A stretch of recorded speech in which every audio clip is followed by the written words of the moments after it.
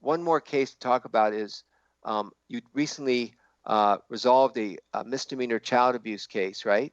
Yes. Okay, what happened in that case and how did you get successful? And what was it about? Was it about a father who was spanking his child? It was actually a father was alleged to have just disciplined one child who was harming the other.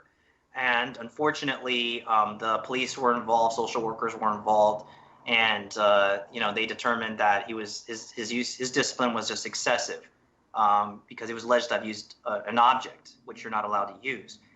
However, in this instance, I mean, it was something that we wanted to show that this was not just a father just losing his mind or was drunk or just doing something just to do something.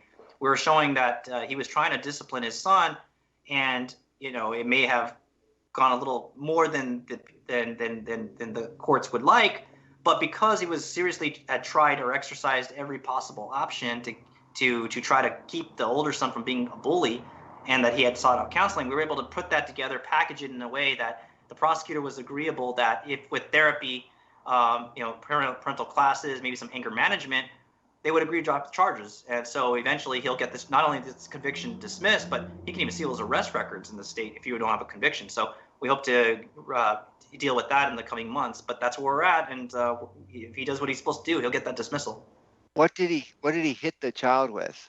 He was alleged to have used a back scratcher. Okay, did it leave a mark? Yes.